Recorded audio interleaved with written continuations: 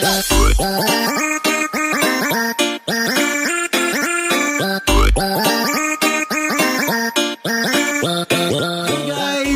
for this video guys, nagluto kami ng manok.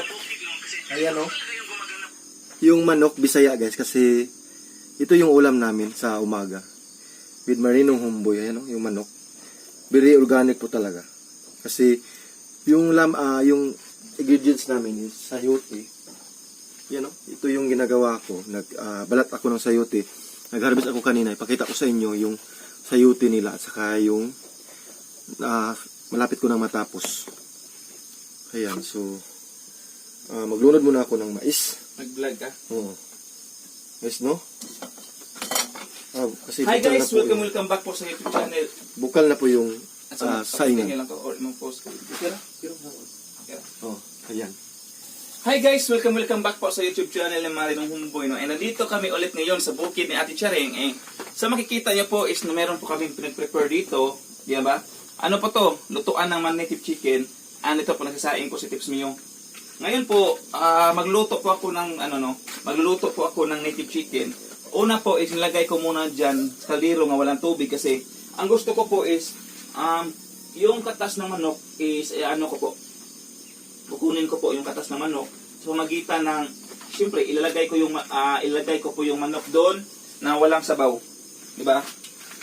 Nandito na po yung manok natin dito. Naka-prepare na po yung karning manok natin. Sorry ha, nagumagalaw-galaw. Dito po, hugasan ko muna, no? Ito na po yung native chicken natin dito. Ito na po yung gagawin nating chicken. Hi, Ate Cha. Good morning. Wala. Ayan.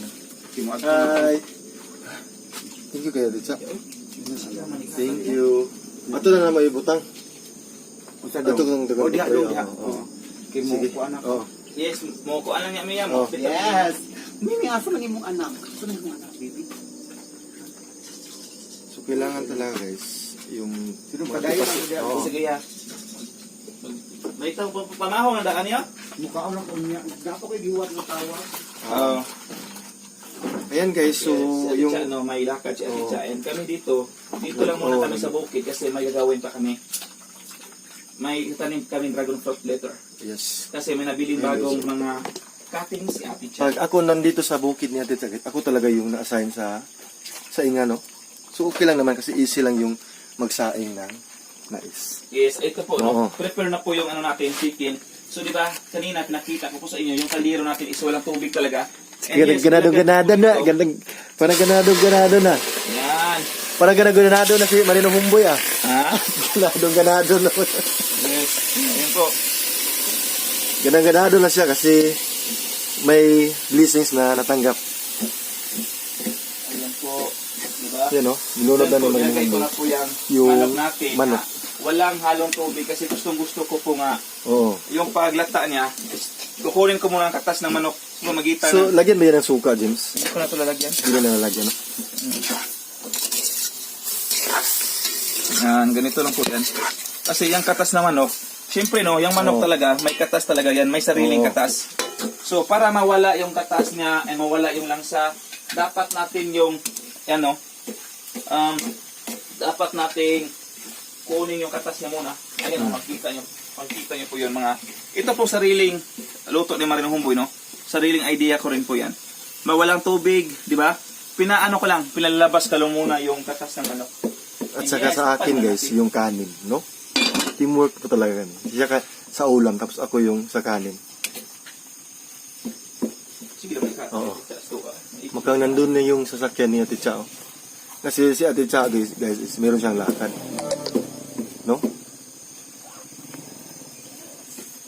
So, ayan guys. Pagkatapos natin sugkayin yung sugkayin is yan. Takpan na natin. After that, muti sana magkiwas ko og panit sa magkiwas sa sayote.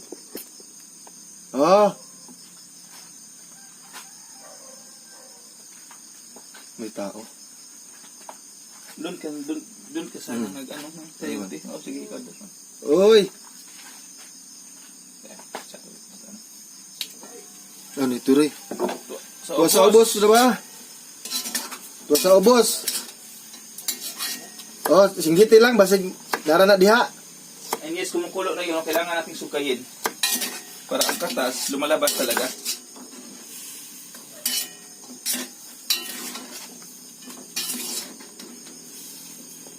Yes, unti-unti na po talagang lumalabas ang katas ng ng manok natin. Yes, ayan po. And si Tips Mio po, siya po yung nag-prepare dito ng sayote po ang panghalo namin. Yan po sayote. Makita mo yung kung saan ko ito na-harvest. Yes, dito pala yung harvest Tips Mio. Nandito kami sa ilalim ng sayote. Dito po. Dito lang po kami nanguha ng sayote kasi napakaraming bunga ng sayote. Oh. Ayun po, napakarami. Kita po yun. Napakarami talaga. And balik tayo sa loob kasi kailangan natin ito. Hi! Hi! Ayan guys, after mga ilang minuto, mga 5, yan, so sukayin na naman natin yung kanin natin. Para lutong-luto po talaga yung mais natin. No? Yung niluluto natin kaning mais. Kaya napaka-organic. Kaya, pag lumalabas na po yung katas ng manok, siyempre, kukunin ko po siya dyan. Meron tayong bumbay dito. Lagyan natin yung bumbay mamaya.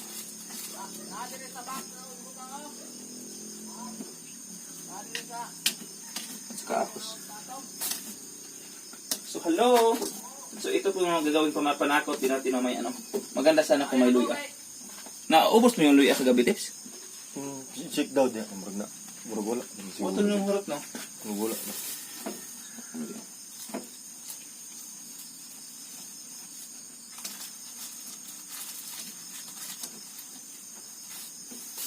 Kailangan talaga sukayin guys. Sukayin. Ito po, may luya tayo. Yes, ito Tips Mio is po siya sa kanin. Diba? Ako, inaantay ko po yung lumalabas na talaga ang katas and hahaunin ko naman po ulit.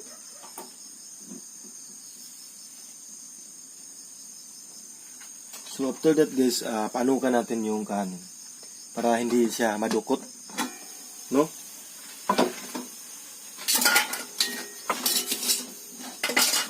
So apilin na itong kuhan.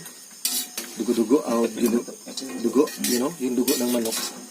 Tapos ready na yung sayote. So ayan guys, hinihintay na namin na And yes, maluto tapos yung na po, nung lumalabas na po talaga yung katas ng manok. So ngayon po, ayan, kukunin ko na po yan and ilagay ko na po ulit doon para Ayan. hugasan naman po ulit. Hugasan Wow, po wow. dito. ang Nalabas- bango. Yung amoy niya guys is talagang fresh na manok. Yes, yung purpose Ayan po talaga guys, ito, nandito na tayo sa sayote na. nilabas ko talaga. Dito ako nag-harvest. Ayan o, ang dami na harvest na sayote dito. So, pakita ko sa inyo yung kung ano yung sayote. Ayan, ang sayote. Siyempre, wala na yung Yan o.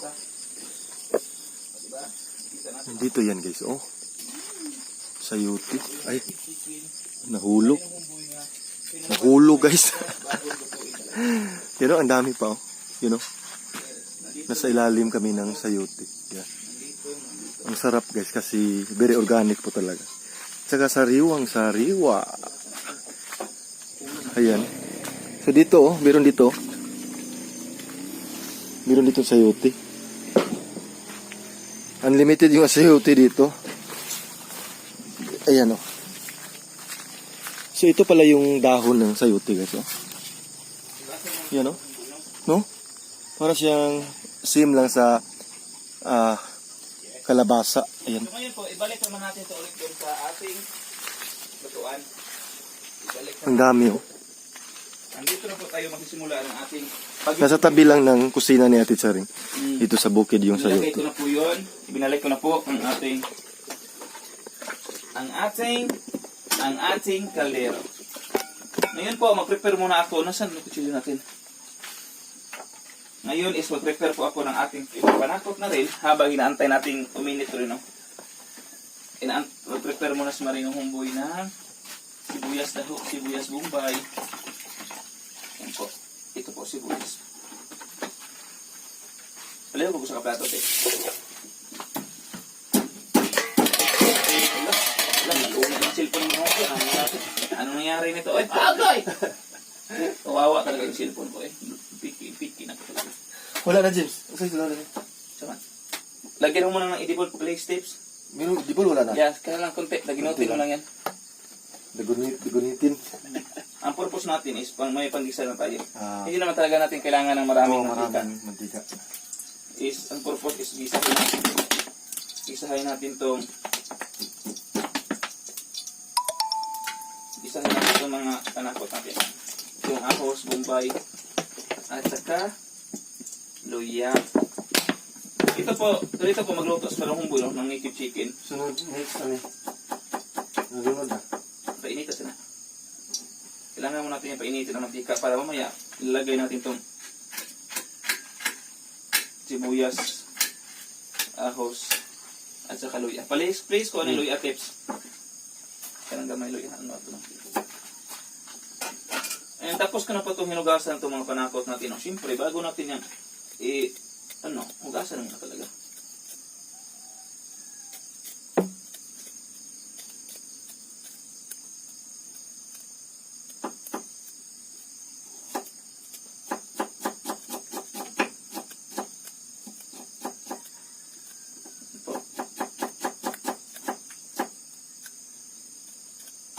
Yes, Bombay.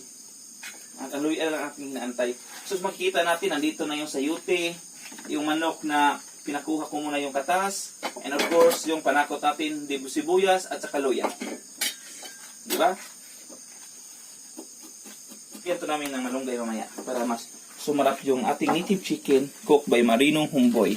And of course, tips niyo na rin po kasi kami nadadawa dito.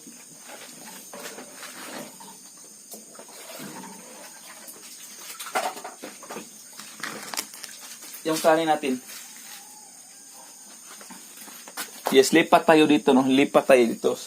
Para makita nyo po talaga ang pagluto ni Marinong Humboy dito po sa ating lutuan. So, ayan guys, i-end ko na tong video na.